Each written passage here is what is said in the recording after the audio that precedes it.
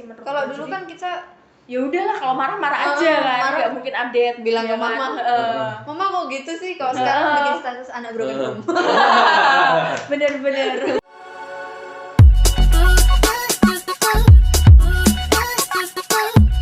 Halo guys, kali ini kami akan melakukan podcast komunikasi interpersonal dalam keluarga dengan owner Minor Coffee. Bisa diperkenalkan kan namanya? Halo, nama saya Julia. Nama saya Dimas. Mbaknya sama masnya ngejalanin usaha ini barengan ya? Ya, kita berdua tuh barengan banget dari awal. Dari awal iya. banget. Jadi setelah kita nikah itu kita kan buat pegangan ke depannya gitu loh. Walaupun dulu tuh sebenarnya aku tuh kan udah kerja, cuman kan kerja kan otomatis nggak terus kita ya harus ikut orang terus kan. Nah, terus kita mikirnya harus apa nih yang lagi hits banget. Kan yang lagi hits banget itu emang bener kopi kan waktu itu.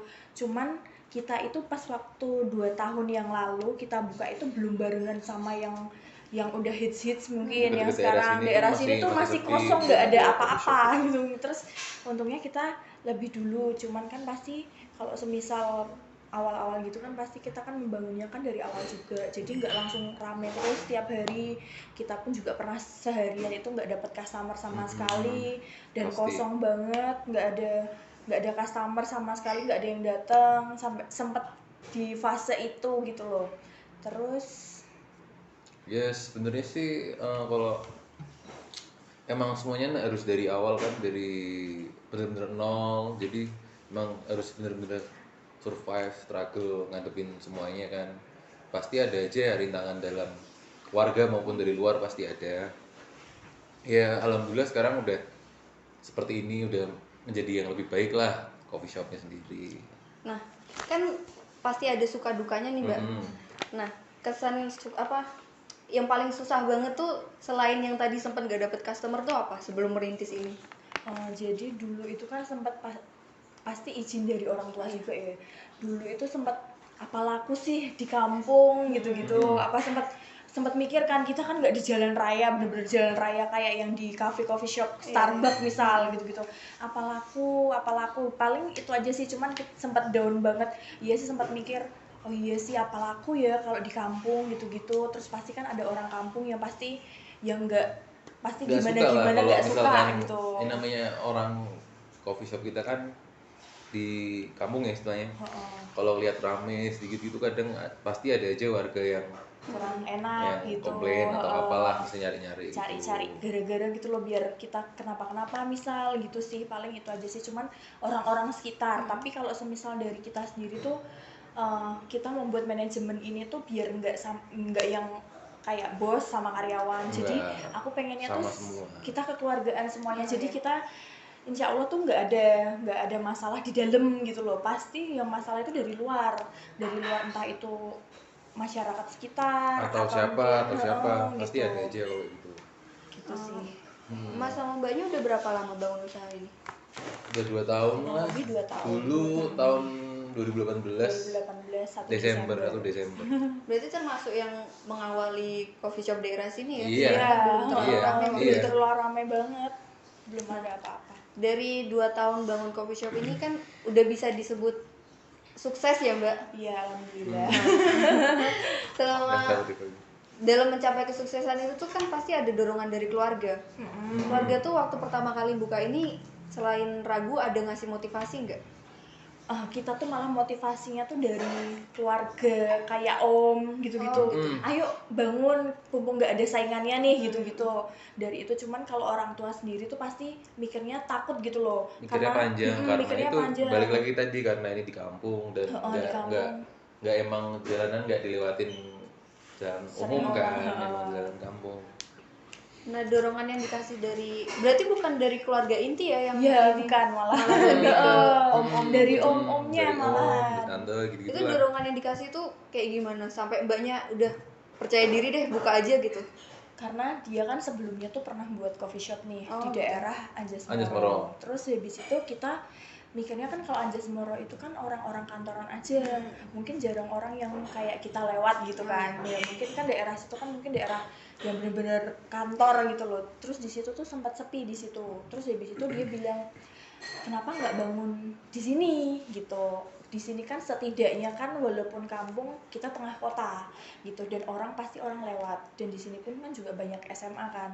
Nah kita tuh didorongnya dari situ, kenapa nggak dicoba dulu. Tadinya juga kita juga pikir panjang tuh gara-gara omongan orang-orang kayak keluarga gitu, apa laku sih gitu-gitu. Cuman terus ya udahlah coba aja dulu, kali aja ini emang rezekinya jalannya, terus ternyata sampai sekarang Ya, malahan sekarang sampai sekarang.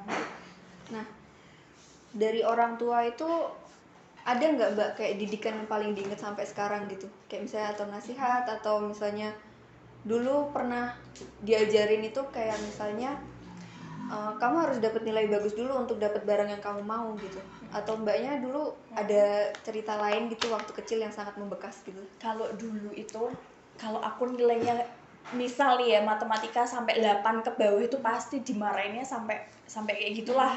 Nah karena aku tuh jadi bermotivasi gitu loh, karena kalau misal nggak bagus kalian itu buat apa gitu. Terus aku mikirnya orang tua aku pun juga ngajarinnya dari awal, kalau nggak bisa mending nggak usah gitu loh, daripada nanti hasilnya setengah-setengah juga gitu. Jadi kalau semisal kamu pengen bisa ya kamu harus belajar gitu, terus harus belajar dan harus sesuai yang kamu dan mama inginkan gitu loh. Jadi nggak cuman setengah-setengah kamu pengennya. Kalau coffee shop pun juga aku juga pengennya gitu, jadi nggak pengen setengah-setengah gitu loh.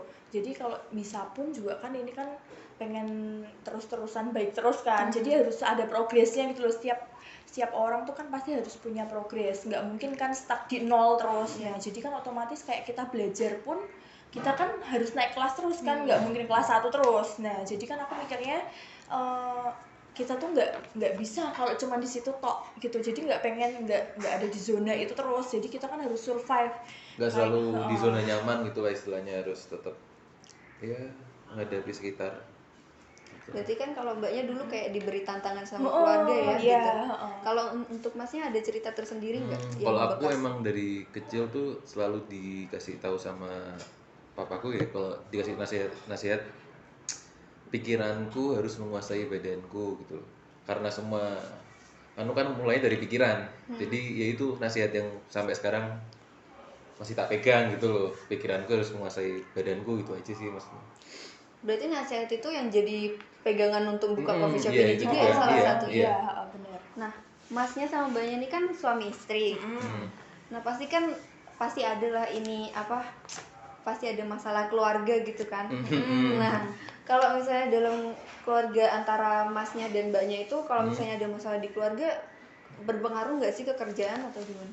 Kalau misalkan kita ada masalah gitu, tapi kalau dibuat coffee shop ya kita nggak mau melibatkan masalah itu sendiri gitu loh. Jadi ya kita juga profesional gitu, nge-treat karyawan dan macam-macam, sebisa mungkin jangan sampai kebawa gitu. Jangan sampai kebawa di. Nah, berarti itu kan cara Masnya menerapkan menghadapi masalah itu kan pasti karena pola asuh dari keluarga itu kan Mas. Maksudnya yang membentuk kepribadian Masnya sekarang itu kan gara-gara pola asuhnya itu. Nah, kalau Mbaknya gimana? Kalau misalnya ini kita balik pertanyaannya, kalau misalnya di kerjaan ada masalah, di rumah tuh berpengaruh nggak? Kalau di biasanya tuh kita berpengaruh banget, karena kan kita kan dua kepala ya. Kadang aja kakak beradik aja tuh pasti slack kan, beda pendapat. Apalagi ini kan kita suami istri, orang bener-bener orang lain gitu loh. Terus kita kan jadi satu, orang lain bener-bener jadi satu. Terus aku mikirnya salah satu harus ngalah gitu. Kalau misal kita ngasih pendapat apa, ya harus diterima dulu, dijalanin dulu. Kalau semisal nggak bisa ya udah opsi yang kedua gitu. Jadi kan kita kan pasti berdua tuh punya opsi lain. Nah kan pasti kita harus mencoba untuk adilnya itu dalam arti berdua ini, misal aku opsinya plan B itu aku nggak gagal, kan harus ikut plan A yang awal kan. Nah gitu sih aku mikirnya gitu, karena kita pun juga mencoba untuk ya nggak yang ribut gitu-gitu sih. Coba ya udahlah dipikirin dulu matang-matang gitu sih. Ya, pokoknya kalau kita sih semua bisa dibicarakan baik-baik lah gitu. Ya, tapi sediain 2 plan gitu, pasti kita nyediain 2 plan, plan A sama plan B. Saya tuh tertarik sama yang komunikasi di keluarga antara mbaknya sama masnya sebelum menikah nih? Pasti kan beda ya, Iya, pasti berbeda. Nah, dalam keluarga mbaknya itu pola asuh yang paling diterapkan tuh selain yang memberi reward itu apa? Misalnya kayak diajarin kayak kamu sama yang lebih tua harus lebih sopan. Maksudnya kita membentuk kepribadian mbaknya banget gitu loh. Oh iya, kalau mamaku tuh emang selalu banget ngajarin yang kayak gitu. Jadi sama siapapun tuh harus hormat gitu. Iya, harus Jangan nggak harus yang walaupun udah nyakitin banget tuh kalau sebisa mungkin ya udahlah lupain aja gitu loh. Cuman kan kadang orang kan perasaan seseorang kan nggak ada yang tahu. Cuman kan orang tua pasti kayak ngayem-ngayem kayak ngademin gitu loh. Nah, ngademin banget gimana caranya biar udahlah kalau semisal apapun yang dilakukan itu kan harus pasti kan ada baik dan buruknya kan, seenggaknya kamu harus menerima semua yang ada. Jadi ya paling harus ngajarnya harus sabar, ikhlas apa yang ada. Kalau semisal udah nerima semua kan pasti bakalan bisa lancar semuanya. Kayak usaha itu juga ngaruh sih menurutku. Jadi kalau semuanya kita dilakuin nggak kayak pikirannya beban banget tuh itu ngaruh banget sama usaha. Jadi menurutku kalau misalnya aku ada cerita kemarin itu kan kita sempat cekcok itu, dan itu tuh ngaruh banget sama usaha. Dan bukannya gimana ya, pas waktu kita berantem itu tuh kayak sepi banget. Itu kepercayaan orang Jawa sih, kalau ribut-ribut tuh pasti impactnya ke usaha. Jadi kita tuh jadi kita meminimalisir lah kalau misal hal-hal yang kayak berantem gitu. Tapi untungnya tuh semakin kesini semakin ramai terus. Dulu kan kita kan ya alhamdulillah cekcok mulut gitu-gitulah, itu juga ngaruh. Dan orang tua pun juga selalu bilangin udahlah yang hal-hal yang nggak penting gitu tuh dihindarin gitu-gitu. Jadi jangan sampai lah berantem gitu-gitu sih. Ada nggak sih mbak pola asuh yang unik dari keluarga gitu, dari misalnya yang unik deh menurut mbak dari bapak atau ibunya? Kalau mamaku itu sampai segede ini aku pun masih kontrolnya itu, kamu tuh jangan gini-gini sama suamimu gitu loh. Jadi sampai sekarang pun masih kebawa sampai sekarang. Jadi nggak yang udah nikah terus dilepasin gitu, enggak. Jadi apapun masih dikontrol, gini-gini kamu tuh harus kayak gini jadi istri, gini. Jadi kan itu kan menurut aku unik karena udah segede itu kan udah rumah tangga nih ya, otomatis kan kalau rumah tangga kan ya wes lah gitu. Terus tapi ini tuh kita tuh masih, kamu tuh nggak boleh gini, istri nggak boleh gini, suami tuh nggak boleh gini gitu masih sih. tetap membimbing Masih tetap membimbing. Kalau dalam masnya ada nggak yang unik pola gitu? asuh yang unik juga? Kalau aku sih kalau dari kecil emang udah dikerasin sih emang didikan. Mungkin aku anak pertama juga. Iya. Jadi kalau misalkan dulu lah, zaman dulu misalkan ada apa-apa nggak mau sekolah dan nggak mau les misalkan gitu waktu kecil, jadi dipukul beneran, disabet beneran pakai sula atau pakai sapu, itu beneran gitu. Jadi sampai sekarang tuh ya misalkan nganu pun ya kadang masih nganu juga kan, masih nganu harus ini nih, kalau nggak gini. Iya. Nah, Jadi dari acuan dikerasin itu sendiri. menurut masnya impactnya sampai sekarang tuh apa? Kayak masnya mungkin merasa harus lebih disiplin deh kayaknya. Kalau jadi impactnya tuh tapi baru kerasanya emang udah seusia sekarang gitu. Jadi buat mental juga, mental jadi kuat, Lebih tahan banting ya, Mas, ya? istilahnya gitu. Terus ngadepin siapapun gitu ya jadi kuat juga, misalkan ada apa-apa gitu juga enak gitu. Mentalnya nggak terbebani atau apa-apa. Biasanya kan ada yang kadang tersinggung dikit apa-apa kan jadi Langsung apa-apa. down. Kadang ada orang ngomong gini gimana gitu. Tapi menurut saya sih didikan yang dulu itu malah lebih bagus daripada yang sekarang. Iya sih. Karena gini, karena dulu itu pun aku juga keras kan. Iya, Mamaku juga kalau pasti. misal nilaiku nggak 10 nih, aku langsung nggak boleh ngapain, nggak boleh pegang handphone gitu-gitu. Nah, menurutku sih sejauh ini lebih bagus yang dulu. Kan kalau yang sekarang kan orang tua kan takut kan kalau semisal Sama anaknya kan. sama anak, misal takut mukul gitu-gitu, nanti takut anak-anaknya kenapa. Tapi tuh sebenarnya malah kalau sekarang ini, didikan yang sekarang ini tuh malah menurutku jadi anak tuh menjadi Dewasa cuek gitu loh. sama dewasa sebelum umurnya sih kalau anak kecil sekarang menurutku. Iya sih. Iya kan, karena jadi- apa-apa udah bisa dilihat dari di pocket Instagram, HP gini kan. jadi udah Jadi semuanya udah kebaca. Kalau kita kan zaman kita kan ya ya udah di nikmatin umurnya nikmatin masa-masa kecil yang di umur kita ya misal sesuai. 10 tahun itu kita lagi main apa, tong umpet gitu kan. Nah, sekarang udah main TikTok gitu kan. Udah kan berarti kan didikannya tuh udah beda. Cuman menurut saya itu kalau didikan yang bagus itu yang pas waktu di masa kita. Ya, 90-an. 90-an sih.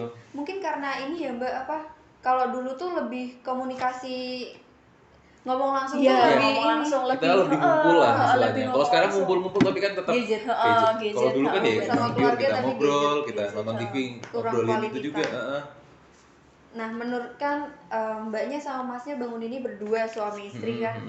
Dari didikan keluarga mbaknya, didikan keluarga masnya, pernah nggak ketemu satu masalah yang kayak aduh dulu tuh di keluargaku tuh nggak kayak gini nyelesain masalahnya. Terus masnya juga aduh nggak bisa deh kayaknya kalau nyelesain masalah tapi dengan cara keluargaku gitu. Ya gitu kan pasti ada ya, apalagi dua keluarga yang berbeda kan backgroundnya. Ya tapi tergantung gimana kitanya sih sebenarnya ngadepin itunya. Ya awal-awal pasti ada kayak gitu. Cuman lama-kelamaan kan semua bisa diobrolin, bisa dibicarakan dengan baik-baik lah gitu. Jadi kan otomatis kita kan dua keluarga beda kan harus bisa kalau terus-terusan gitu terus kan kita nggak mungkin bareng karena pasti kan didikan pasti beda-beda dan aku mikirnya nyelesain masalah pun kan kita harus dua obrolan gitu loh, nggak bisa kalau terserah kamu terserah aku kan nggak bisa gitu karena kan ini pun juga kita kan dari nol banget, dari kita benar-benar berdua gitu loh. Jadi kalau semisal nggak boleh ada yang egois, kalau aku menurutku gitu sih. Karena kalau semisal ngikutin cara keluargaku, cara keluarganya dia, kita nggak bakalan masuk, pasti berantem terus. Karena di satu sisi pun kita kan backgroundnya tetap beda itu ya. Jadi kadang backgroundnya kita sama orang tua kita aja beda. Kan? Kadang. Jadi orang tua pengennya kamu tuh harus gini, tapi sebenarnya tuh pola pikir orang tua sama anak muda sekarang tuh beda banget. Karena kan kalau orang tua kan mikirnya masih kuno lah gitu. Kalau kita kan nggak bisa kalau kayak gitu karena kan kita pun juga bekerja dengan anak di usia kalian-kalian ini kan. Kalian-kalian ini kan yang otomatis pemikirannya beda sama kita yang dulu gitu. Aku mikirnya gitu sih. Nah, apa ya Mbak saya itu dalam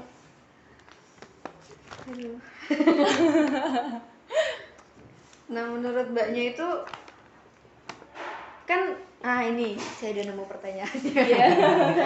Jadi kan bangunnya berdua nih, pasti satu sama lain kan pasti berarti, maksudnya punya peran kayak aduh kalau nggak sama dia kayak nggak bisa kayak gini gitu. Nah menurut mbaknya masnya tuh memiliki arti itu apa gitu, perannya apa gitu? Kalau suamiku ini tuh kayak dia tuh lebih ke yang ngademin gitu loh. Karena kan kalau aku tuh pengennya tuh apa-apa ya sesuai ya udah misal aku tuh kalau aku kalau udah ngomong sekali ya udah gini. Terus tapi kalau suamiku ini dia tuh selalu ngingetin gitu loh. Kalau aku tuh kan harusnya sekali tuh ya udah mbok inget terus. Tapi kan dia selalu bilang kan namanya orang pasti kalau sekali dibilangin tuh nggak mungkin langsung bisa gitu. Terus aku mikirnya iya juga karena kan manusia kan pasti kan ada lupanya. Aku mikirnya gitu karena kan kadang kan kita kan bekerja dengan orang lain, nah otomatis kan dia kan pemikirannya juga lain dan nggak ada yang pasti kan ada yang orang yang mikirnya ya udahlah nanti dulu kalau ngerjain nanti dulu kan ada juga orang yang saat itu juga harus selesai. Nah kalau aku itu tipe orang yang kamu bisa ngerjain kenapa nggak buat selesaiin saat itu juga gitu. Tapi kalau suamiku bilang ya udahlah lagi sepi juga gitu-gitu mau ngapa-ngapain terserah ngomong gitu. Cuman kalau aku kan kamu bisa nanti lebih panjang kamu istirahatnya gitu loh. Nah semasa kamu masih bisa dipegang bisa dirapiin sekarang kenapa enggak gitu sih. Kalau dia tuh lebih ya udahlah gitu loh, maksudnya nggak yang sama kayak aku. Kalau aku kan kudu harus gitu, kalau dia nanti lebih, aja nggak apa-apa, lebih memaklumi. Nah ada nggak mbak perlakuan masnya itu yang secara nggak langsung tuh ngasih pembelajaran ke mbaknya? Misalnya kan perlakuannya masnya sekarang itu kan dari pola asuh keluarganya masnya, mbaknya kan pasti dapat ini pelajaran baru dari perlakuan masnya secara nggak langsung ya gitu. Kalau dia itu kan lebih ke diem, nah lebih ya udahlah bodo amat. Dia tuh bisa nyadar nggak sih kalau kita diemin gitu. Kalau aku kan orangnya tuh cerewet harus diobrolin, harus saat itu juga tuh kamu tuh harus jelas gitu loh. Kalau misal nggak jelas tuh ngapain gitu loh. Kalau dia tuh lebih Santai. santai, terus lebih ke nggak ngobrol, maksudnya ya udahlah kita lihat aja. Ini bisa nggak sih kalau kita diemin gitu. Kalau aku tuh harus Langsung, kalau dia langsung diomongin, kalau aku detail. lihat dulu dia bisa nggak nih, kalau nggak bisa baru belakangnya tak Berarti omongin. masnya lebih ke observe ya mas. Jadi lihat dulu nih, lihat dia nih orang ngapain nih. Kalau mbaknya harus Langsung. Iya, kalau misal gitu langsung sih. Nah kalau masnya dari mbaknya yang belak-belakan ini ada ini nggak? Ada pasti kan ada pembelajaran juga iya, ya pasti. walaupun secara nggak langsung.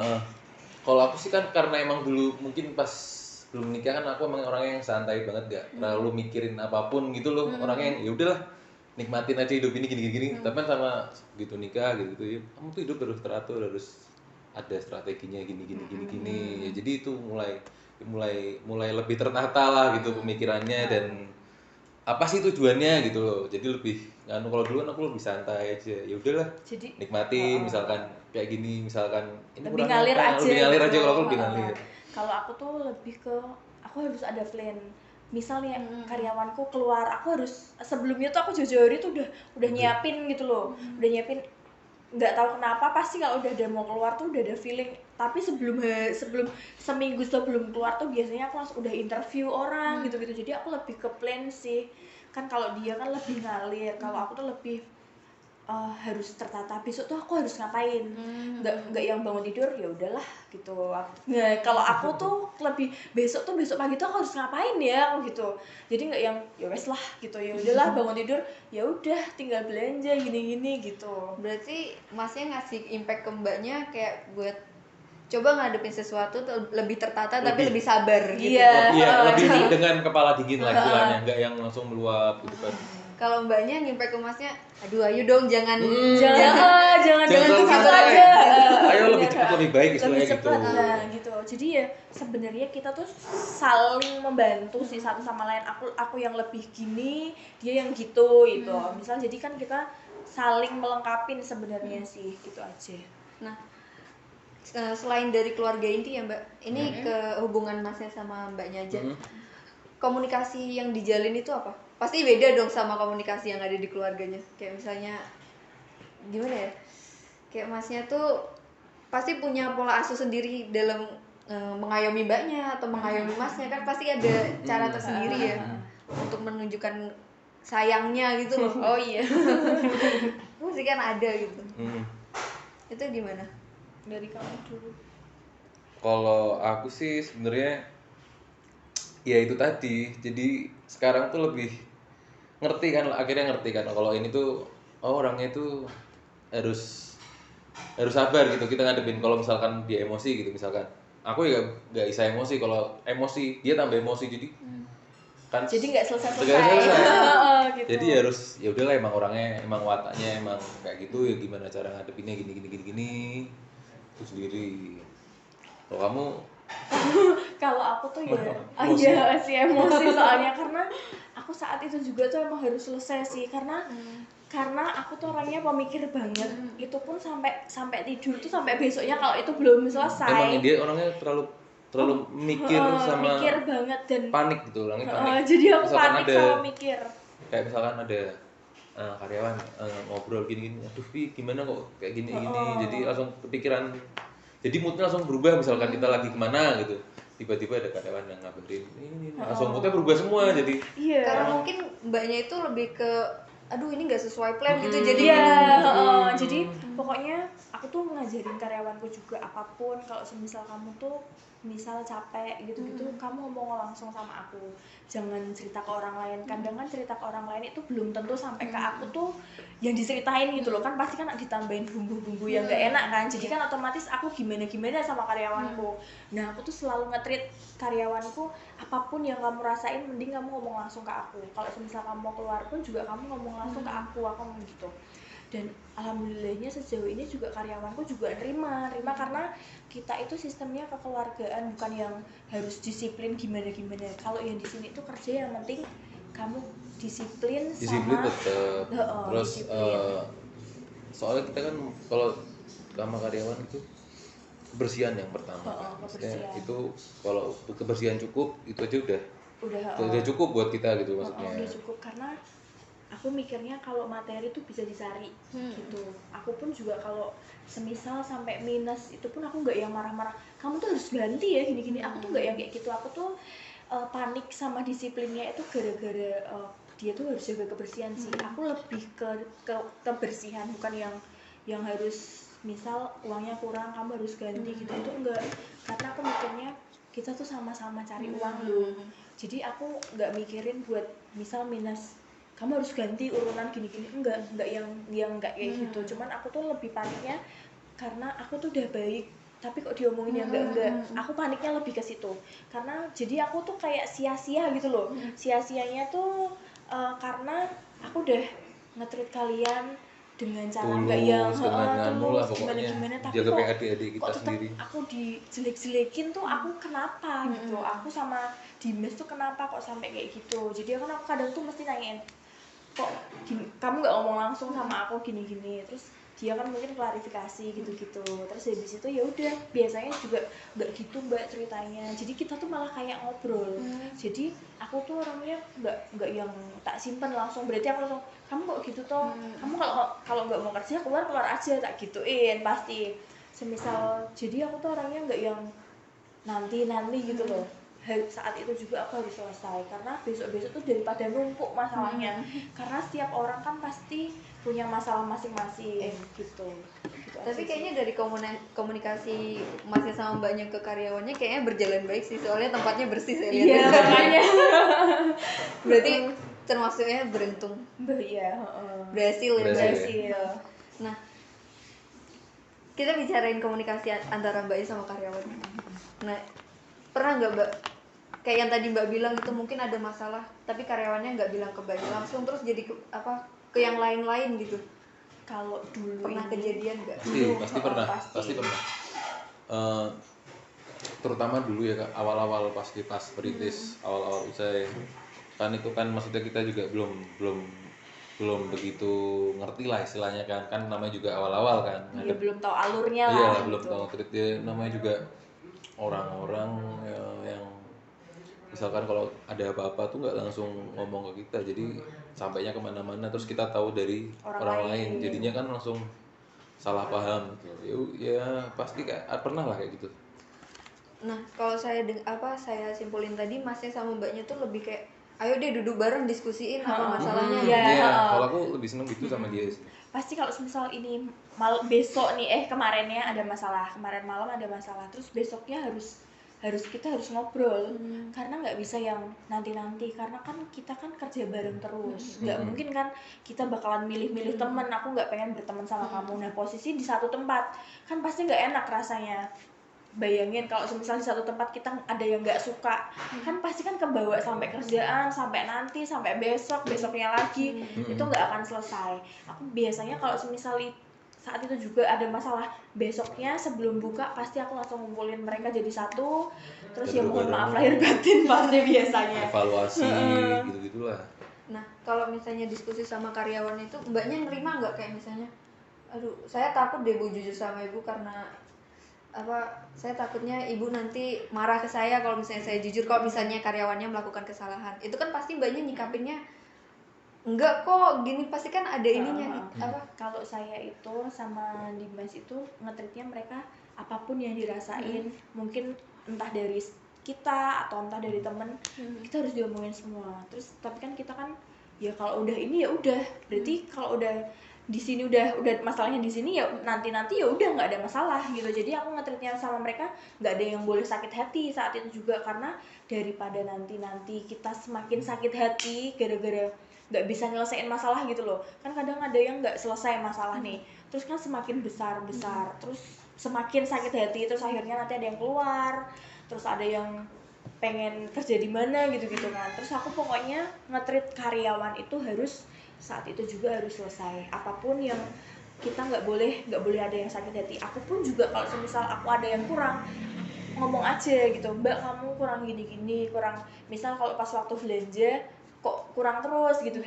Jadi aku tuh menerima kritik dan saran, karena kan semua orang walaupun kita yang punya, kita yang bayar pun, kita kan pasti ada salahnya di mata mereka, dan aku pun juga menerima. Kita saling mengingatkan mengingatkan aja. Jadi kita tuh bukan karyawan, bukan bos gitu. Kita sama, itu gitu. kita sama, aku nge-treatnya gitu, bukan karena dan sejauh ini yang sekarang ini lebih nyaman karena kita itu nggak yang harus gimana-gimana. Yang penting kalau aku tuh harus kebersihan sih, yang kalau yang lain-lain tuh aku mikir nggak usah lah, aku mikirnya gitu, mikirnya kalau materi itu kan pasti nggak kemana gitu kan. Tapi sejauh ini sama karyawan-karyawan yang dulu yang udah keluar gitu, kita masih berhubungan baik, mereka juga pada masih main kesini, kita masih ngobrol, masih duduk bareng, masih ketawa-ketawa bareng. Soalnya memang kita sama kalau ngadepin karyawan tuh emang bukan kayak yang kamu bawaanku, kamu harus nurut gini, ya enggak, maksudnya cuman ya ada rulesnya, ada peraturannya, yaitu kamu udah sesuai, kita nggak bakal gak gimana-gimana. Orang udah emangnya kita gila udah sesuai masa kita total marah kamu, kan nggak mungkin gitu. Karena dulu pun juga karyawan dulu sebenarnya juga banyak yang pengen masuk juga lagi kerja di sini, karena ya kita menghadapin semua itu tuh nggak langsung marah-marah gitu-gitu. Karena kalau bisa diselesain aku masih bisa nerima, masih bisa diobrolin, nggak usah pakai nggak usah yang kamu tuh tak pecat loh gini, enggak, kita nggak pernah yang selama ini kita nggak pernah ngeluarin orang, gitu. nggak pernah. Mereka yang pada Mas aku tak gini ya, pingin buka kopi sendiri, boleh pengen silakan. survive gitu di luar, ternyata nggak sesuai dengan yang mereka pinginin, terus akhirnya pengen balik lagi ke sini. Cuman kan kita kan ya bukan yang nggak nerima, cuman kan udah terisi semua kan, terus ya gimana lagi gitu aja sih. Berarti kan secara nggak langsung pola asuh keluarga yang diterapkan di keluarga, dari keluarga inti ke keluarga mbaknya diterapkan lagi ke karyawannya ya, ya sedikit banyak banyak iya. Nah, kalau saya simpulin sih dari tadi mbaknya kayak ngasih perintah tapi tanpa emosional gitu loh. Jadi walaupun harus tegas ya mbak ya, tegas, tapi itu tuh malah bikin karyawan lebih percaya diri nggak sih mbak ngelakuin pekerjaannya gitu menurut mbak? Kalau menurut saya itu aku kan orangnya harus ngerti terus. Nah kadang itu kalau aku mungkin ya menurut aku, kalau aku sering kamu harus nyapu gini-gini tuh kayak mereka tuh kayak kurang percaya dirinya. Aku tuh udah ngelakuin tapi kok gue suruh lagi gitu loh. Nah tapi menurut aku kan versinya aku kan kebersihannya lain. Kalau semisal berantakan itu kan pasti udah harus dibenerin kan. Nah dan aku pun juga mikirnya mungkin mereka kurang percaya diri karena kok sampai bosku bilang lagi, apa aku tuh ada yang kurang nggak sih gitu loh menurutku loh. Kok sampai aku kan bilang sama mereka, kalau semisal aku sampai ngomong lagi kan berarti kalian harus introspeksi, harus tahu kondisi yang gimana harus dirapiin lagi, kan aku mikirnya gitu sih. Jadi aku nge-treat mereka itu kalau sampai aku ngomong yang kedua kalinya berarti kan kalian harus memperbaiki kerja yang kalian jaga kebersihan tuh gimana gitu aja sih. Kalau selama ini karyawannya biasanya kalau ada masalah pasti ngomong ya mbak ya? Pasti ngomong. Ini pasti ngomong. Entah sama aku atau sama Julia pasti ngomong gitu. Biasanya lebih terbuka ke mbaknya tuh mbak? Pasti. Kadang-kadang tuh aku deg-degannya tuh pas waktu malam-malam nih. Tahu dia ngechat lah itu aku paniknya setengah mati. Wah kenapa nih? Kenapa nih? Overthinking banget. Jadi aduh terus terlalu overthinking, harus santai lah. Terus habis itu kamu keluar ya? Aku gitu langsung enggak Kak Jul, enggak Mbak Jul, gitu pasti. Tadi tuh ada masalah gini tapi nggak apa-apa kan aku ngomong gitu. Jadi tuh kayak adik sendiri tuh, tapi kan kalian nggak apa-apa kan, nggak sampai iya tadi tuh ada masalah gini kita udah bisa kok, tapi kalian nggak kenapa-kenapa kan. Dan pokoknya lebih ke panik, mereka tuh nggak nyaman gitu loh. Karena aku tuh menerapkan di sini tuh supaya semuanya itu nyaman. Karena aku tuh dulu banget itu pernah kan, dulu sebelum renov ini juga aku tuh sempat nggak nyaman datang ke sini, kopiku sendiri loh, gara-gara karyawan kan ada yang mungkin kan ada yang dibilangin langsung nurut, ada yang dibilangin langsung nggak, yang bantah dulu lah gini itu ya udah lah. Terus akhirnya aku sampai males ya wes lah terserah aku gitu. Suasananya jadi suasananya pun juga aku nggak nyaman karena memang dari pribadinya dia sendiri yang nggak bisa diatur gitu loh. Karena kan semua kayak kuliah yang kita bayar aja kita kan punya peraturan, harus ngerjain skripsi dan lain-lain. Lah kalau semisal kita ikut kerja orang, kita yang bayar, masa mereka mau seenaknya sendiri ya kan. Itu aja kuliah aja jelas-jelas yang bayar kita aja harus nurut ya kan. Apalagi mereka yang kita bayar, seenggaknya kan walaupun itu bukan kebiasaanmu, mau nggak mau kan harus mengikutin. Nah karena kalau misal nggak mau yang kayak gitu, ya udah kamu buat tau sendiri, aku pasti gitu loh. Nah kalau menurut Mbaknya pola asuh dari keluarganya si karyawannya ini berpengaruh nggak sih sama kinerjanya gitu? Kalau menurut aku ada beberapa yang mirip-mirip lah pola asuhnya sama kayak kita. Ada beberapa yang suka rapi gitu-gitu, ada juga yang barbar gitu loh, barbar meja barnya kotor semua gitu. Terus kan menurutku berpengaruh juga sih, karena ada yang udah rapi, nggak usah dibilangin tuh udah rapiin sendiri. Ada juga yang aku datang masih berantakan semua gitu sih. Kalau menurut Masnya ada pengaruhnya nggak pola asuh dari keluarga si karyawan untuk kerjaannya itu? Ya ada sih, ada yang berpengaruh, ada yang enggak juga gitu. Pasti kan beda-beda namanya. Ya pokoknya kita selalu ngontrol ke mereka lah. Kadang juga mereka yang ngasih tahu, Mas ini udah tahu. Oh iya, pokoknya yang ya sama-sama lah gitu. Sekiranya Atau aja. Masnya sama Mbaknya punya cara nggak buat buat tahu nih pola asuh keluarganya dia kayak gimana biar berpengaruh sama kinerja? Misalnya waktu wawancara gitu, ditanyain latar belakangnya yang sedetail mungkin, atau mungkin Mbaknya lebih lihat ke perilaku dia yang saat itu. Kalau kan sejauh ini kan yang interview Kebanyakan aku kan, interview kan. kan aku. Terus kalau aku kan ngelihatnya tuh pasti kamu tuh gimana sih yang sebelumnya, maksudnya kamu tuh ngapain aja gitu-gitu sih. Aku nggak yang kamu tuh, malah aku tuh kalau semisal nggak yang nanya kamu punya basic copy nggak, itu nggak pernah aku tanyain pas interview. Yang aku tanyain tuh kamu berapa kakak beradik, terus orang tuanya di mana. Jadi tuh aku malah silsilahnya yang aku tanyain. Karena kan ya itu berpengaruh juga, karena kan aku nggak pengen di dalam room ini kan rumahnya kita, rumah itu tuh ada orang yang nggak sesuai sama kita, karena kita kan nggak ada yang tahu itu benar-benar orang luarnya tuh baik atau enggak buat kita. Nah tahu-taunya nggak baik kan, kita kan juga yang repot gitu. Aku nggak pengen ada toksik di dalam rumah ini gitu. Aku mikirnya pasti aku satu-satu gitu. Kalau udah training aku tanyain, kamu kenapa kok gini-gini, kok pengen kerja di sini, kenapa, orang tuanya kenapa, pasti aku tanyain satu-satu. Oh berarti kamu tuh dari keluarga kayak gini-gini, oh ya pantas aja kalau kamu kayak gini gitu. Aku jadi menyimpulkan sendiri gitu loh. Karena ada juga satu karyawanku yang sopan banget, kalau misal lewat maaf ya Amit gitu-gitu. Jadi kan pasti otomatis oh ya berarti keluargamu tuh emang Jawa banget gitu kan. Emang didiknya gitu. Kesopanan nomor satu ya. Nomor satu. Terus ada juga yang didiknya mungkin ya udah santai gitu-gitu kan, ada juga yang kayak gitu. Nah aku mikirnya oh ya berarti memang keluarga tuh mempengaruhi banget, karena sampai ke bawah di kerjaan gitu loh.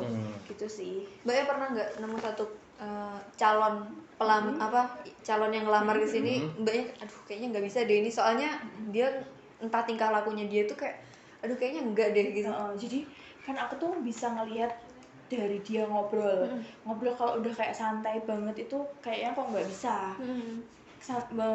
Kita kan ya santai cuman kan ada keseriusan gitu loh. Karena kan otomatis kalau semisal dia udah dari cara ngomongnya itu udah nggak sesuai, ya udah buat apa diterusin, pasti dia bakalan gitu terus walaupun udah janji aku bakal baik kok gitu. Tuh nggak mungkin karena kan kepribadian kita kan yang buat kita sendiri. Kan kita nggak bisa pura-pura. Kalau baik ya baik aja kan, kalau pura-pura baik kan capek. Makanya itu berarti pernah ya Mbak nolak kan pas waktu kebetulan kemarin itu kan aku interviewnya tuh banyak banget sih, 30 orang. Nah kebanyakan orang-orang tuh ya aku mikirnya ada yang kayak gitu, ada yang santai banget, ada yang nggak sesuai gitu kan, pasti selalu ada. Santai itu dalam artian santainya tuh kayak ngomongnya, lah gimana Mbak, aku tuh di rumah nggak ada kerjaan. Lah berarti kan kamu cuma ngisi waktu luang, jadi itu nggak bakal serius gitu. Jadi kamu kerja pun ya wes, misal aku nggak kerja tuh ya nggak masalah gitu. Jadi aku nggak itu bukan kriteria yang kita cari itu loh. Jadi menurutku kamu sebenarnya mampu orang tuamu, tapi cuman kamu buat ngisi waktu luang daripada disereni orang tuamu di rumah kan, kira gitu. Soalnya biasanya kalau yang kerja karena ngisi waktu luang biasanya lebih seenaknya. Lebih seenaknya. Jadi kan emang udah dari awal didikan orang tuanya seenaknya gitu kan. Mungkin ya udahlah kamu nggak kerja pun juga tak kasih uang gitu loh. Gitu sih. Gitu aja. Nah, dari pengalaman mbaknya itu balik lagi ke awal tadi, nasihat. Kalau Masnya tadi kan nasihatnya apapun yang apa tadi Mas? Pikiranmu harus menguasai Nah, badanmu. iya, pikiranmu harus menguasai. Nah, kalau mbaknya pasti ada satu kalimat yang pernah diucapkan entah dari keluarga inti atau dari keluarga yang eksternal. Kalau aku itu lebih ke perilaku sih, maksudnya perilaku yang kamu tuh nggak boleh gini, kamu nggak boleh gini, nggak boleh menyikapin ini tuh nggak boleh yang harus panik gitu-gitu loh. Karena mamahku pun juga kan udah tahu kalau aku orangnya panik gitu-gitu. Sabar, jadi orang tuh sampai gitu, sabar, harus sabar gitu aja sih pasti. Jangan yang emosi, harus yang gimana-gimana.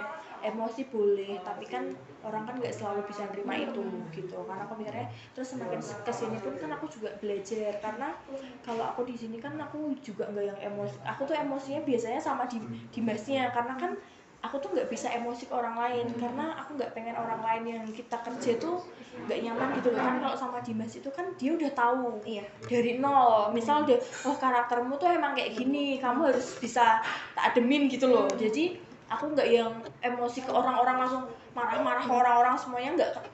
Jadi aku nggak gitu, karena nggak semua orang yang aku pas emosi semua kena gitu loh. Jadi aku mikirnya ya udah, berarti emang aku ada porsinya lah, emosinya di kondisi gimana gitu kan. Nah terus aku ya pokoknya kalau dari orang tua ya harus sabar. Kalau semisal apapun itu dipikirin dulu, jangan langsung saat itu juga langsung harus gini gitu. Berarti kalau mbaknya itu pola asuhnya meniru keluarganya dari perilakunya lebih tertata lah, jangan yang langsung marah-marah gini-gini gitu sih. Kalau di keluarga mbaknya itu didikannya lebih emosional nggak sih? Lebih enggak sih, enggak kan. Tapi ya pas waktu dulu emang gara-garanya nilaiku jelek pasti dimarahin gitu aja sih, nggak yang harus gini enggak. Cuman mungkin ini ya mbak, yang harus tertata tadi ya, diturunkan dari orang tua itu. Cuman kan kadang kalau aku nggak tertata itu jadi hawanya tuh pengen emosi gitu loh, kok nggak sesuai sih gitu. Jadi kok nggak sesuai yang aku pengenin sih gitu aja. Berarti mbaknya itu kayak menentukan ekspektasinya nggak sih mbak? Jadi misal nih aku benerin cat lantai tuh harusnya bisa sehari, tapi tukangnya kenapa aduh aku tuh sampai pengen nangis gitu loh. Sampai harusnya tuh bisa loh gitu, kenapa kok nggak bisa sih gitu. Harusnya bisa selesaiin hari ini, kenapa harus ditunda gitu sampai segitunya gitu. Jadi aku tuh pengennya tuh ya udah kalau bisa kenapa nanti sih gitu.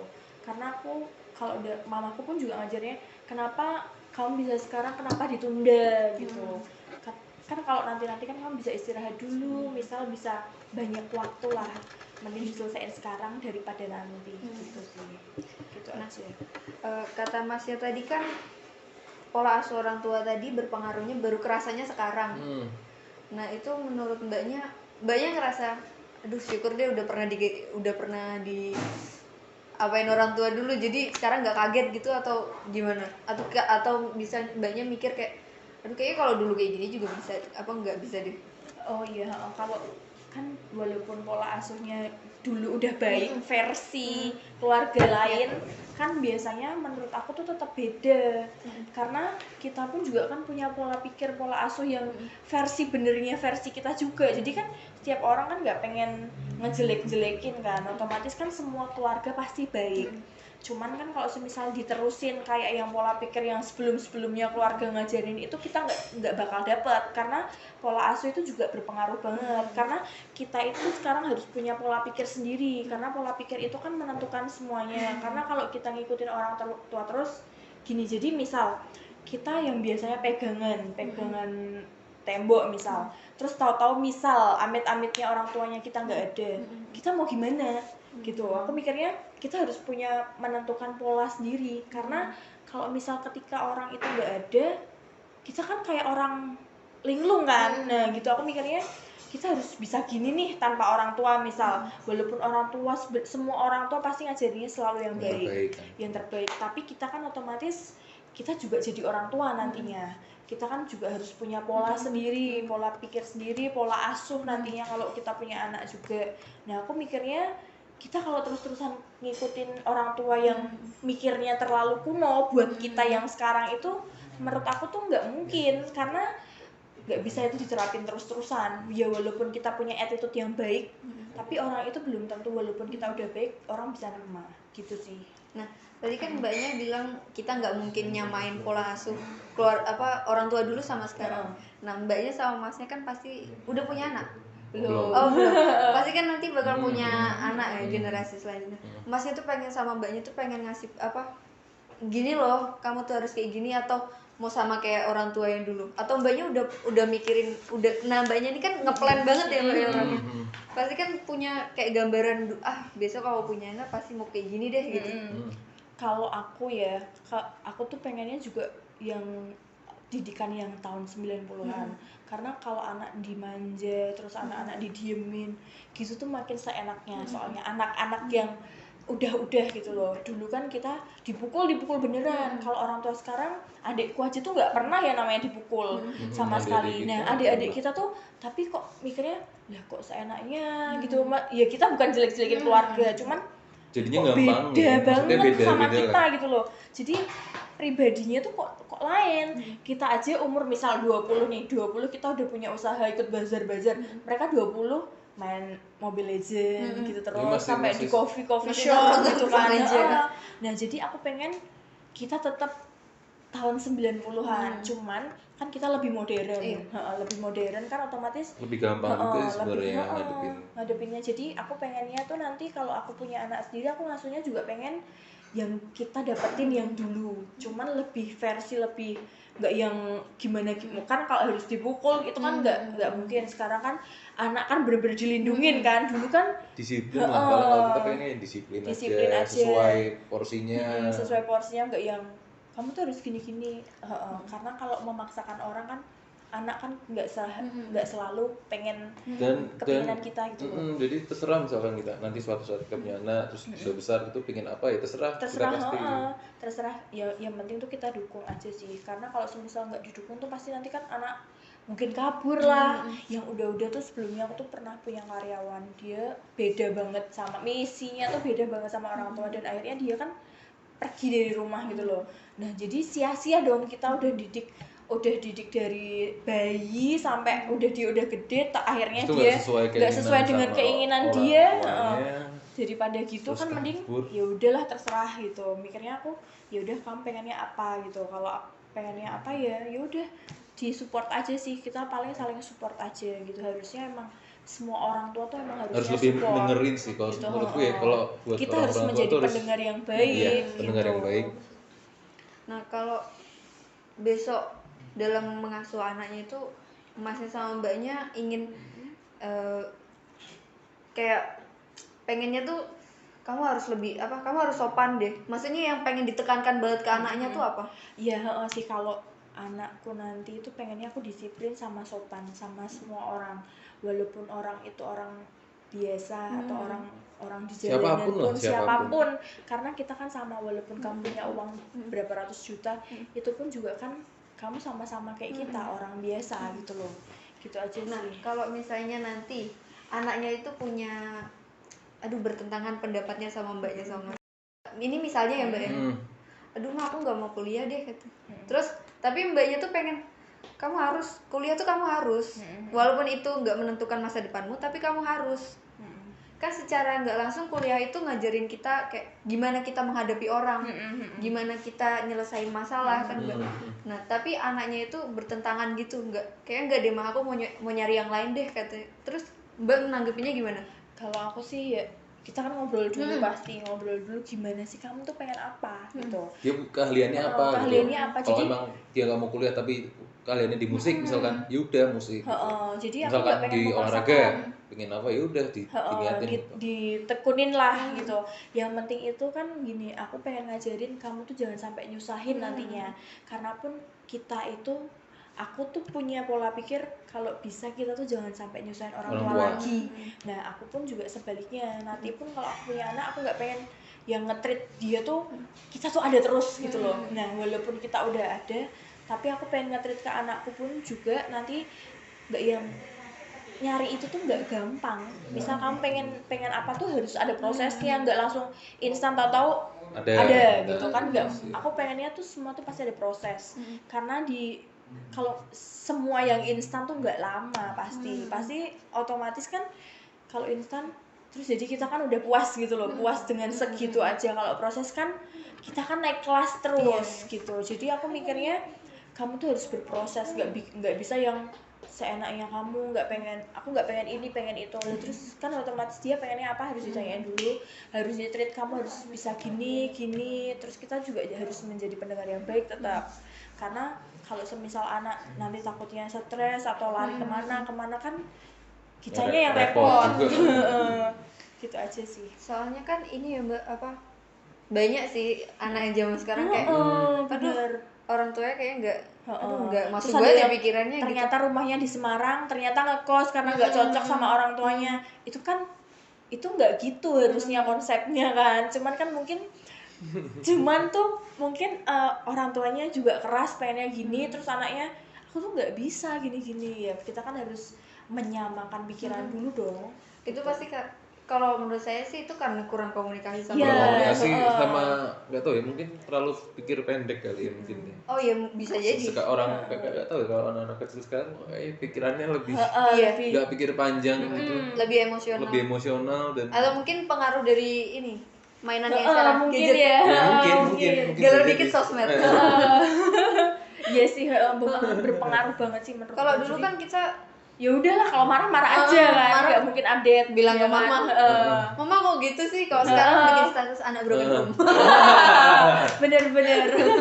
Sekarang kan kayak gitu. Makanya jadi ada juga kan yang diomong-omongin aku tuh broken loh gini kan, harusnya ya udah emang udah takdirnya mau gimana gitu kan. Anaknya zaman sekarang loh, kalau dulu kan ya wes lah, kita kan harus lebih baik dari orang tuaku harusnya gitu. Karena kan mikirnya kita kan kalau orang tua gitu, kita kan nggak boleh gitu loh. Aku mikirnya sih gitu. Cuman kalau anak zaman sekarang, aku tuh itu orang tua aku nggak gini, nggak ada kasih sayang gini. Jadi tuh kayak malah terpuruk gitu loh. Kelas tapi nggak mau bangkit. Makanya bener. Sekarang tuh gitu sih. Nah, menurut Mbaknya, oh iya, balik ke yang tadi, yang gadget tadi Mbak. Kalau misalnya Mbak punya anak besok mau langsung nih jadi anak teknologi aja, baru lahir, atau misalnya jangan dulu deh, nanti kalau udah cukup, kalau kamu udah ngerti gitu. Kalau aku sih mending kayak aku yang dulu. Dulu kan aku dikasih handphone tuh pas waktu SD kelas berapa gitu. Nah menurutku sekarang itu juga penting sih gadget, karena kan kalau sekarang kan kalau antar jemput nih ya, antar jemput kan pasti harus pakai gadget kan, misal udah pulang gitu. Tapi menurut aku tuh nggak penting sih, karena kalau mungkin dari kecil udah pakai gadget kan pasti nanti keterusan. Mungkin pas waktu kecil gitu, mungkin pas kelas 1 SD lah ya, udah dia udah cukup umur lah buat kamu bisa megang gadget gitu kan. Kalau sekarang kan anak bayi aja udah nonton YouTube ya kan. Terus aku mikirnya itu nggak pas gitu loh buat sekarang, karena nanti dia bakal tergantung udah kedidik dari awal gitu. Aku pengennya nantilah gitu, nggak yang harus misal nangis nih udah main handphone aja gitu kan. Ada juga kan yang gitu, yang lihat YouTube gitu biar nggak rewel. Nah kita kan juga nantang dirinya kita sendiri, challenge lah buat kita gimana sih caranya biar nenangin tanpa harus cara yang instan gitu. Jadi biar anaknya pun juga kan apa-apa nggak instan gitu loh. Gitu aja sih. Nah kalau Masnya gimana Mas? Apakah bertentangan sama Mbaknya pendapatannya? Pendapatnya? Kalau soal gadget deh, soal gadget sih ya mungkin pastinya di SD kelas 4, kelas 5 mungkin, apa kelas 3 mungkin sekitar gitulah. Kalau kecepatan nggak baik, telat juga nggak baik kan. Takutnya telat teknologi juga kan ya bahaya gitu. Tapi kalau misalnya malah nanti anaknya bilang, "Ma aku mau sekarang, Ma megang HP-nya gimana?" Kalau ya gimana caranya meyakinkan mereka kamu tuh main aja lebih seru loh gitu daripada atau kamu. Mbaknya tuh punya ini gimana ya? Kalau dulu kan untuk menghindari main gadget itu kan kita ada kayak mainan tradisional gitu Nah, atau Mbaknya tuh punya kayak kamu main ini aja, ini lebih asik gitu loh. Nah aku pengennya gitu malahan, karena kan di handphone sekarang kan mainan zaman dulu kayak ular tangga, sekarang kan di handphone udah bisa nih. Nah kenapa nggak kamu realnya aja sih gitu loh. Aku pengennya ini tuh lebih seru daripada di handphone gitu kan, kamu bisa ngobrol sama teman-temanmu. Kalau di main sendiri di handphone kan kamu sendirian, nggak ngobrol, nggak seru. Aku ya paling ngeyakininnya gitu aja sih, gitu aja. Nah, dari pola asuh tadi kan ada yang berbeda ya Mbak, dari Masnya sama Mbaknya. Masnya mau ngasih gadgetnya nanti deh kelas 4, Mbaknya mau ngasih kelas 1 aja gitu. Itu kan juga berbeda ya. Nah, menurut Mbaknya nanti jalan tengahnya yang bagus tuh gimana? Kalau menurut aku ya secukupnya umur dia sih. Karena kalau terlalu, ya bener sih tadi, kalau terlalu dini cepat nggak baik, nanti terlalu dia keterusan sampai lama selanjutnya. Tapi kalau semisal dia terlalu kelamaan kita nggak kasih gadget, takutnya nanti malah gaptek jatuhnya. Nah aku mikirnya ya secukupnya, dia tuh udah siap belum sih gitu. Karena kan di situ kan kita bisa ngakses semuanya bisa kita lihat, semua apapun itu. Nah aku mikirnya anak usia kelas 1 atau kelas 2 itu belum siap juga. Itu juga ada benernya juga sih, karena banyak di info-info anak umur berapa udah diperkosa gitu kan, pasti kan dia tahu dari mana sih kalau nggak dari gadget, ya kan. Otomatis kan kita harus siap mental juga kan, mentalnya dia tuh cukup nggak sih buat seusia itu kamu udah bisa megang gadget, udah nerima berita-berita yang aneh-aneh nggak sih, kamu tuh udah bisa nerima belum? Mikirnya gitu sih aku, karena pengennya tuh nge-treatnya gitu, karena harus siap juga. Karena kalau semisal kamu belum siap, nanti jatuhnya kayak yang di TV-TV anak SD kelas berapa udah memperkosa temennya, itu ngapain coba? Karena kan aneh. Kalau zaman kita kecil kan HP-nya belum yang ada internetnya, cuma bisa telepon, udah pulang belum jam berapa. Nah, kalau sekarang kan udah bisa akses kadang semuanya, buka VPN, kalau gitu-gitu kan anak-anak kecil makanya jadi kan anak kecil zaman sekarang kan lebih canggih daripada kita. Bayangin udah bisa ngapa-ngapain, udah bisa ngedit TikTok sampai ribet banget, itu udah bisa semuanya gitu. Mungkin kalau dulu info dari SMS cuman mama di kantor polisi nih. Gitu dulu ya. Kalau sekarang kan lebih luas lagi ya. Lebih luas. Kita kan dulu kan kita lebih percaya yang SMS yang nggak penting sebenarnya. Cuman kalau sekarang kan kita lebih pinter. Nggak mungkin lah orang mamaku aja di sini. Kita aja sekarang udah ada GPS, udah ada Zenly kan buat ngecek di mana-mana kan. Orang lebih pintar gitu. Aku mikirnya nggak mungkin sih kalau itu. Tapi itu harus cukup umur juga, karena kalau nggak cukup umur takutnya nanti kasihan dianya juga gitu. Lebih dibatasin dibatasin kalau tetap dalam pengawasan.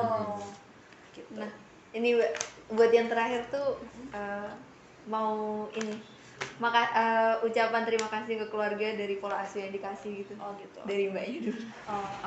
Aku bakalan terima kasih banget buat mamaku sama papaku, udah sabar banget ngedidik aku sampai sekarang dengan caranya dia yang dengan caranya dia gitu. Walaupun aku bisa atau nggak bisa nerima, tapi buat kedepannya ini, buat bekal sekarang ini, aku rasa yang kemarin-kemarin udah diajarin itu pola pikirnya buat aku itu aku rasa udah cukup buat sekarang. Walaupun kadang kita pun juga mikirnya kita masih bisa ngelakuin hal yang di luar itu harusnya, cuman kan kita nggak bisa memaksakan diri buat nggak seharusnya kita dapat gitu loh. Jadi kan otomatis kita harus menyesuaikan kita yang ada, karena pola pikir orang tua itu buat ngasih kita nasihat itu memang udah porsinya, nggak di luar porsi kita gitu loh. Jadi sebenarnya kita bisa ngelakuin hal-hal yang bisa lebih dari itu, mending nggak usah lah, karena mikirnya kita memang udah diporsikan segitu. Walaupun porsinya emang udah bisa besar, cuman kan aku mikirnya pola pikir orang tua tuh lebih tahu kita tuh porsinya seberapa, karena mereka tahu dari awal kita sampai sekarang tuh udah tahu banget. Jadi kita nggak boleh memaksakan yang kita pengen gitu aja sih. Soalnya kan kita mau setua apapun sama orang tua kita tetap dia jaga anak kecil kan, pasti kan gitu sih. Jadi pesannya buat gitu aja, makasih banget buat mama papa udah ngedidik sampai sejauh ini, sampai aku bisa mandiri. Dulu tuh kan aku manja banget, nyuci piring nggak pernah, nyuci baju nggak pernah. Sekarang udah bisa semuanya kan, apa-apa bisa sendiri, terus ngurus semuanya juga bisa gitu aja sih. Mbaknya anak tunggal atau gimana? Aku punya adik, cuma jedanya panjang gitu. Jedanya 8 tahun, 8 apa 10 ya? 8 tahun. Berarti sekitar umur sekarang baru masuk kuliah atau? kuliah berarti 18. Oh iya, jedanya 17, 9 ya? 9 tahun. 9 tahun. Nah, itu adiknya waktu mau makasih juga nggak ke adiknya? Aku makasih banget, dia itu ternyata lebih baik dari aku. Karena dia dulu itu aku manja banget, dan di posisi dia itu walaupun mamaku nggak harus teriak-teriak, harus kamu tuh harus belajar gini-gini, dia tuh jauh lebih baik dari aku. Maksudnya lebih sabar juga, lebih sabar, maksudnya lebih- dia lebih diem gitu loh, nggak lebih yang aku tuh harus gini gitu. Jadi aku berterima kasih sama dia bahwa cukup aku aja yang kayak gini, maksudnya cukup sampai mamaku berantem gitu sama aku, dia janganlah gitu aja sih. Adiknya ada support nggak, Mbak, waktu ini udah terjalin ini tuh ada support nggak? Kalau adikku tuh lebih ke ya udahlah, apa yang mbok lakuin itu mungkin yang terbaik buat kamu gitu. Lebih percaya ya. Kalau masnya mau terima kasih sama keluarga? Ya, kalau aku sih terima kasih sama papa mama udah ngebentuk karakter yang kayak gini sekarang. Yang mungkin papa sih, lebih ke papa sih yang selalu, walaupun dulu istilahnya berada, cuman kalau pingin sesuatu tuh harus proses gitu, nggak langsung instan. Misalkan masih kecil dulu pingin jajan apa gitu, yaudah kamu bersih rumah dulu gitu. Mau pingin apa kamu harus gini dulu. Jadi sekarang pun ya gitu, misalkan misalkan kita pingin kaos nih, pingin baju nih, ntar dulu kita nunggu segini dulu. Pokoknya sesuatu yang dikejar harus nggak pingin langsung besok beli, walaupun mungkin ada, cuman nggak bisa kayak gitu. Harus dipikir 2 kali 3 kali. Itu yang paling sampai sekarang, ya itu yang terima kasih udah ngasih quotes yang pikiranku harus menguasai badanmu tuh emang sampai sekarang bener-bener berpengaruh gitu. Jadi semuanya harus dipikirin baik-baik, kita mau ngapain tuh harus dipikirin gitu, nggak asal langsung ngelakuin dengan pikiran pendek. Itu aja sih. Tapi saya simpulin sih Mas, secara tidak langsung yang tadi pikiranmu harus menguasai Badanmu itu masuk ke karakter mbaknya loh. iya ya. Mbaknya harus, kan mbaknya lebih kayak tertata gitu kan, lebih apa, kamu kalau mau kayak gini harus kayak gini Harus gitu. pikir dulu, kan? Nah, secara tidak langsung itu pola asuh dari keluarga Masnya ke mbaknya itu membangun pola asuh yang baru lagi di keluarga mbaknya ini. Iya, saling lah, sama-sama Iya, juga. saling support kan dua-duanya. Pasti secara nggak langsung kita kan ketularan gitu kan. Secara nggak langsung kan kita oh ya emang harus gini gitu, emang harus pola pikirnya harus seperti itu gitu, nggak bisa yang pisah sendiri-sendiri gitu kan. Berarti Masnya sama mbaknya percaya kalau misalnya pola asuh dari orang tua itu punya andil besar yang cukup serius untuk membangun kepribadian masing-masing. Iya. Pasti semua anak itu pasti dari, misalkan udah besarnya gimana itu pasti dari hasil didikan orang tuanya sih. Misalkan dia sukses gitu, nggak mungkin dia nggak jadi didikan orang tua kan, nggak mungkin nganu kan. Kalau orang tua yang didiknya nggak bener juga pasti kan kelihatan dia jadinya kayak gimana, ya kan. Makasih buat banyak sama Masnya mau berpartisipasi makasih ke banget. podcast komunikasi nasional ini. Secara nggak langsung buat saya ngasih pelajaran ke kita sih, buat kayak lebih terbuka aja deh sama orang tua, kayaknya lebih bagus daripada harus ketik di sosmed. Orang lain jadi tahu masalah kita tanpa solusi. Makasih ya Mbak untuk sharing-sharing. Iya, sama-sama. Makasih. Aku mau pesen buat kalian semua bahwa kalau didikan orang tua itu penting banget buat kita, karena itu bakalan membentuk karakter kita buat yang lebih baik ke depannya. Karena kalau semisal kita nggak punya karakter dari awal, kita tuh pasti nggak tahu arahnya mau kemana. Gitu aja sih. Kalau aku pesen-pesen buat kalian harus punya jati diri. Soalnya kalau kamu udah nanti seusia kita, kamu gak punya jati diri, bakal bingung mau ngapain. Kamu harus tahu apa yang mau kejar, tahu rules-nya, apa yang mau tuju, kamu harus tahu. Dan jangan pikir pendek, itu aja sih. Kebanyakan anak-anak sekarang pikirannya pendek, harus pikir panjang. Gitu aja menurutku. Nah, buat ini Mas, kesannya buat kita kayak misalnya menurut Masnya tuh dari podcast ini tuh bisa gimana ya? Maksudnya dari podcast ini tuh ngebantu nggak? Dari kita dikasihnya podcast ini berbicara sama orang, menurut Masnya tuh ada manfaatnya nggak sih buat kita sendiri gitu? Kalau menurut aku harusnya banyak manfaat sih, karena kan kita pasti dalam kondisi berbeda, kondisi pemikiran berbeda. Jadi kan kalau yang bagus dicontoh, kalau Yang enggak buruk ya ya nggak usah didengerin, dihilangin gila. gitu. Sih. Gitu Makasih aja. ya Mbak. Iya, Iya, sama-sama. sama-sama.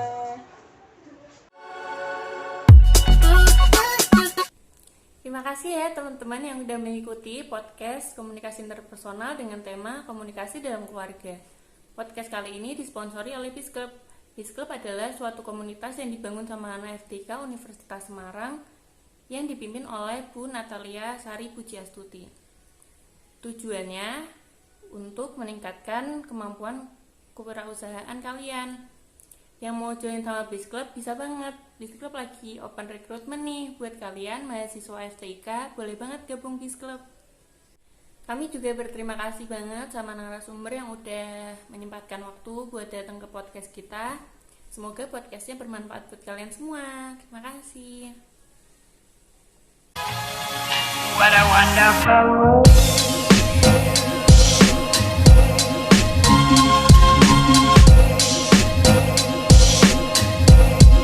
What a wonderful world.